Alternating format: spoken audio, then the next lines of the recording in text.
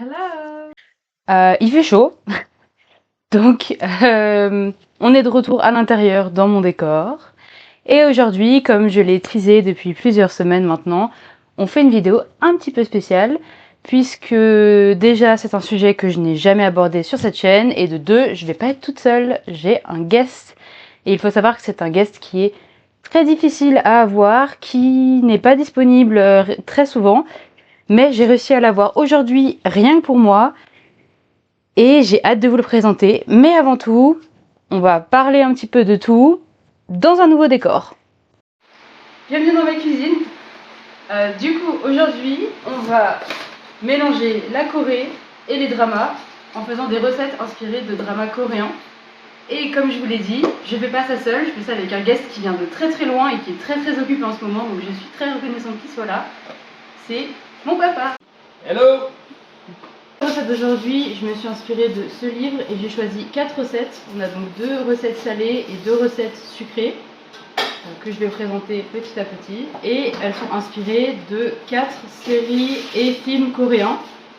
Donc pour la première, on a Parasite. Pour la deuxième, on a Itaewon Class. Pour la troisième, on a Guardian. Et pour la dernière, on a Crash Landing on You. 4 gros monuments de la culture coréenne en termes de films ou de séries. Et j'ai très hâte de tester parce que c'est des recettes que personnellement je n'ai même jamais mangé encore ou goûté. Donc ça va être un gros test pour tout le monde. Pour cette première recette, on part donc sur les Japaguri Express, autrement appelés les nouilles à la sauce haricots noirs, faux filet de bœuf et petits légumes, qui est une recette qui nous provient du film coréen Parasite, que je pense ici tout le monde connaît. Donc un petit peu à l'image du film de Bong Joon-ho, cette recette nous permet de mélanger 2 ingrédients qui n'auraient jamais probablement dû se rencontrer à part dans votre assiette. Et un petit peu comme le film justement Parasite, où on a 2 classes sociales coréennes qui se rencontrent, et c'est une rencontre qui n'aurait probablement jamais dû arriver vu ce qu'on connaît du film. Pour ceux qui peut-être n'ont jamais entendu parler de Parasite, il faudrait penser à sortir du rocher sous lequel vous êtes visiblement assis depuis un petit peu trop longtemps. Mais c'est un film thriller comédie sorti en 2019, réalisé donc par le coréen Bong Joon-ho, et qui raconte l'histoire des 4 membres de la famille Ki-taek, qui sont assez proches mais pas trop quand même, et le problème principal c'est qu'ils sont tous au chômage. Et ils ont un avenir qui est relativement sombre. Jusqu'au jour où le fils, Ki-woo, est recommandé par un ami pour un emploi de tuteur plutôt bien rémunéré, ce qui fait naître l'espoir d'un revenu pour la famille. Et petit à petit, Ki-woo va réussir à faire employer tous les membres de sa famille chez cette famille très riche. Et ça va créer beaucoup de problèmes, puisque la famille riche est une famille assez excentrique, et que eux, ils sont très pauvres et sont prêts à tout pour s'accrocher à cette opportunité en or. Et bien, j'ai envie de dire qu'un petit peu à l'image de ce plat, la fin du film, elle pique un peu. Alors, en brunoise. Brunoise, ça veut dire un petit cube, un petit carré. Plus ou moins fin, en fonction de la cuisson et en fonction de ce que l'on souhaite obtenir. Donc on taille en petits cubes. C'est un petit travail de patience. Donc voilà pour les carottes. Et là on va passer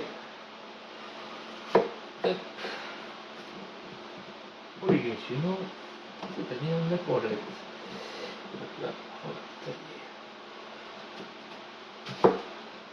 en différents tailles. Hop.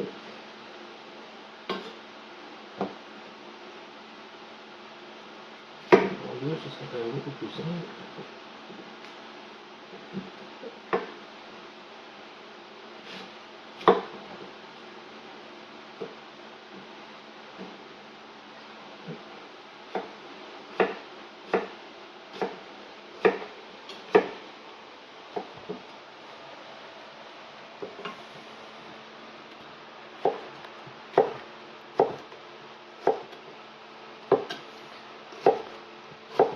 sentir observé comme ça, je vais faire par me trancher un peu. Ce serait dommage. D'accord. Alors, est-ce qu'il faut séparer les légumes ou c'est une macédoine? C'est une macédoine. C'est une macédoine, donc on peut mélanger les deux. On peut. On va prendre un récipient pour mélanger les deux.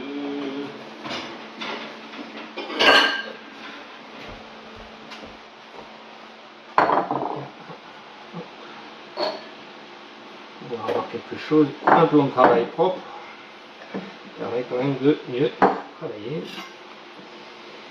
Ça, on peut mettre de côté et on va continuer à tailler la brunoise dans la courgette.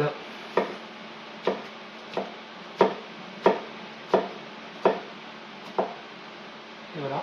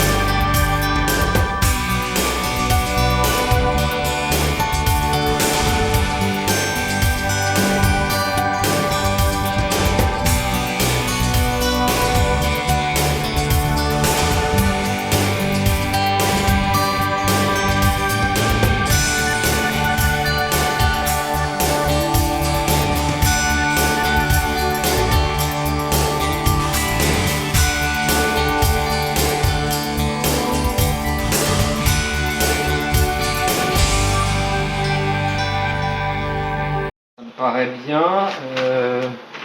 Oui, c'est à peu près ça.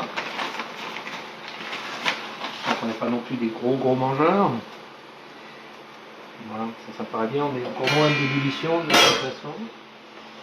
Donc on va garder les pâtes comme ça. On peut faire une belle présentation des pâtes. Donc les confitures Félix Potin en pâtes.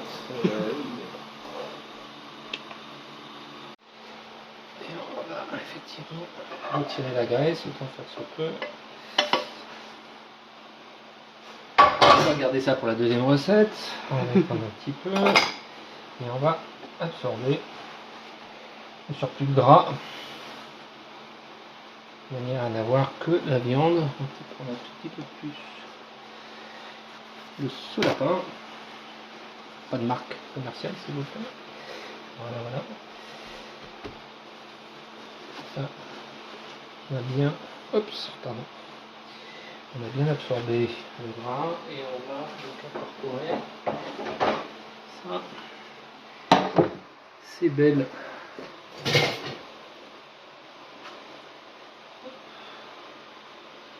une fois qu'effectivement la viande a été débarrassée de sa graisse qui rejette toujours un petit peu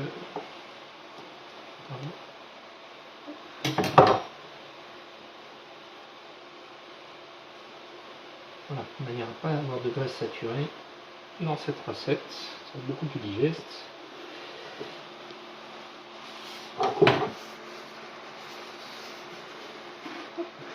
Et voilà.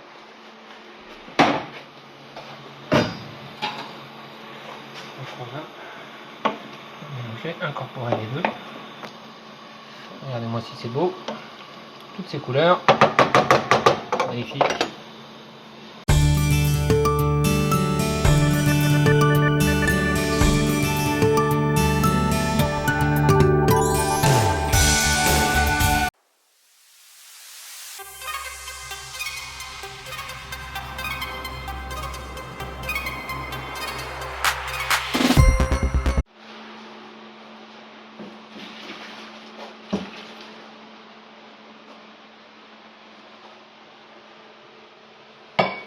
Et voilà, les pâtes sont cuites. On va pouvoir les incorporer au reste de la recette.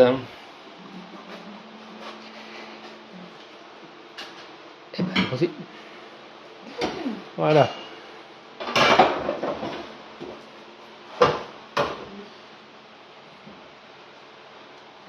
Très bien. Une main de maître. Pas du tout.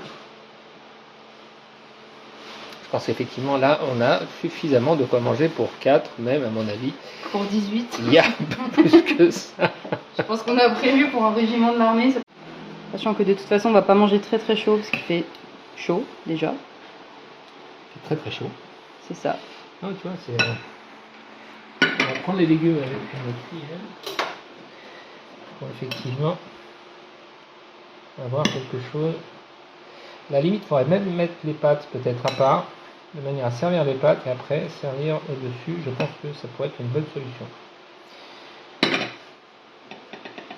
D'accord. Voilà. Là, on est sur une portion, donc imagine pour 4 parce qu'il y a.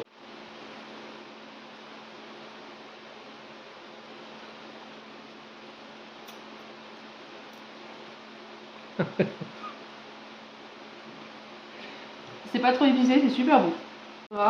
C'est pas trop chaud, c'est parfait pour l'été. Ça prend pas trop d'espace dans l'estomac, donc on peut encore manger après. C'est parfait. Bon, par contre, manger les pâtes, c'est compliqué. Oui, on a l'impression qu'il y a un fil dentaire ou en fait un fil de gruyère, mais pas du tout. En fait, c'est les pâtes. Le temps que ça remonte jusqu'à la bouche, c'est un peu. C'est pas très effectivement esthétique en dégustation, mais ça a l'air d'être succulent. C'est super bon.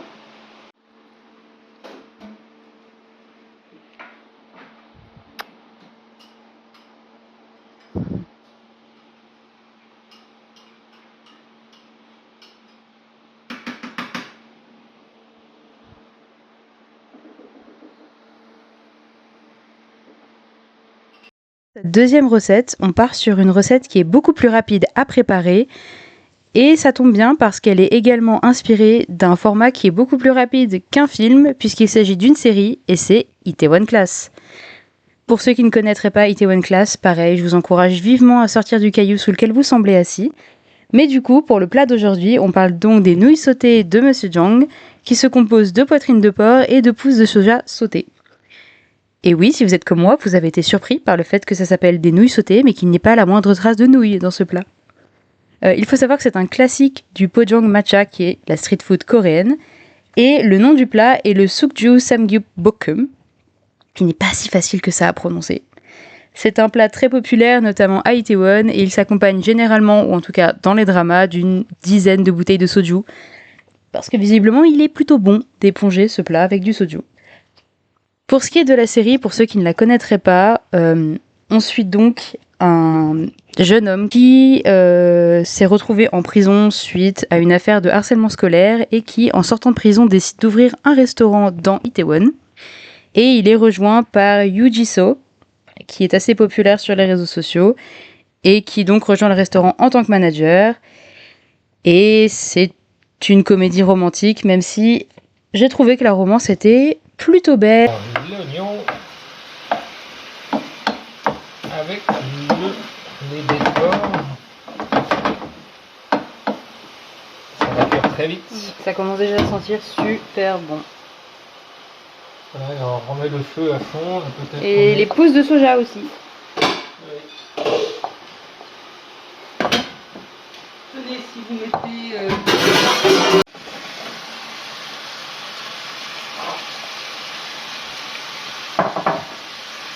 Ça cuit très très vite.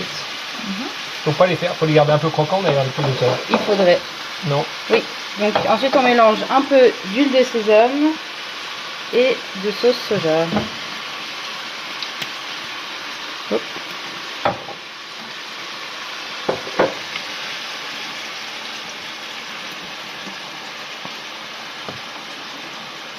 Et voilà.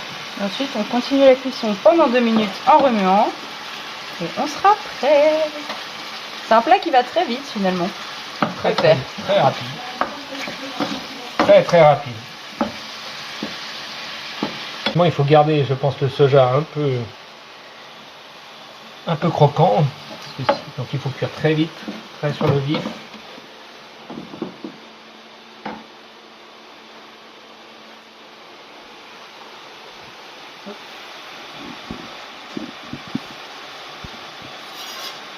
Évidemment, ça ne serait pas un plat terminé sans la petite touche du chef Stéphane.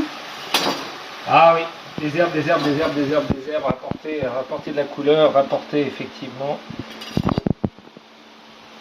de la saveur également. Moi je serai, pour moi c'est cuit. Hop. Et là on est sur, voilà. Une petite touche très française finalement sur un plat qui ne l'est pas. Absolument, et voilà, je pense que là on est bien. Et on va pouvoir passer à la deuxième dégustation. Absolument. Dégustation, un plat peut-être un peu plus facile à manger et un vrai plat de résistance coréen avec du porc, la base.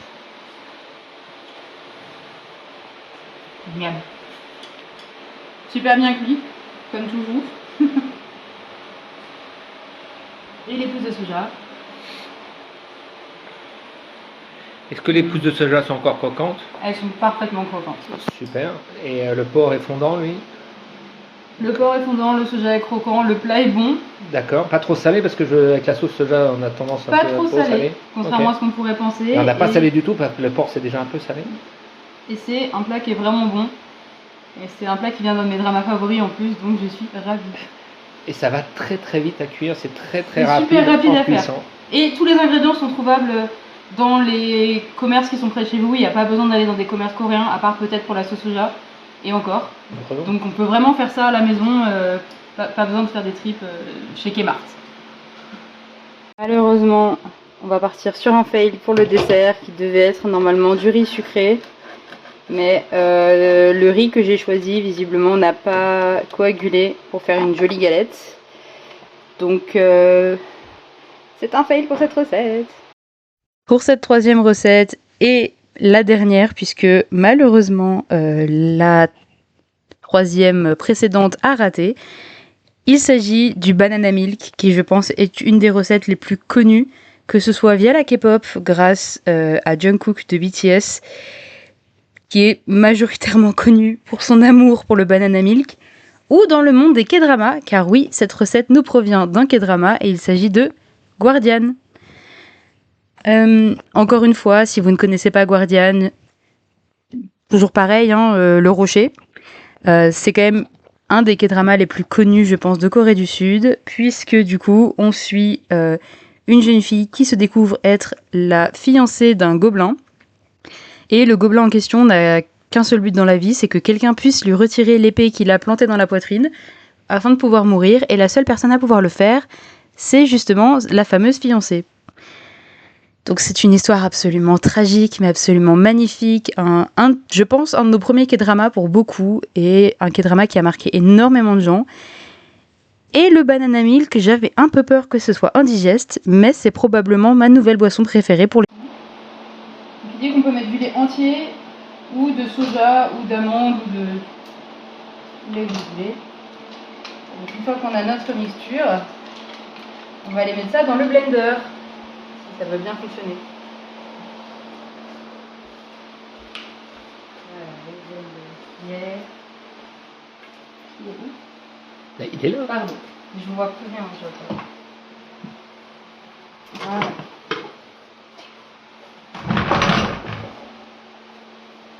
On va d'abord remettre le bouchon sur le dessus pour éviter que ça explose. Et on va verser notre mixture dans le blender. Voilà.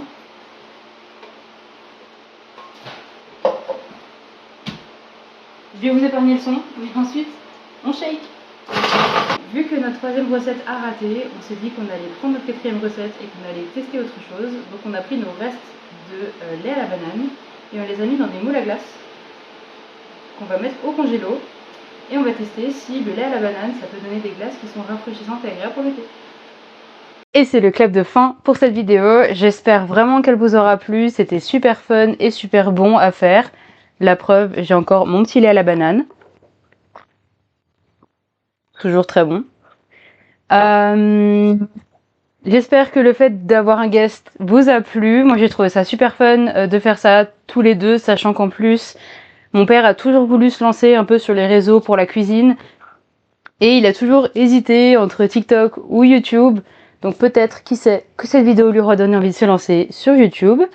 Sinon, vous pourrez peut-être le retrouver sur TikTok assez prochainement.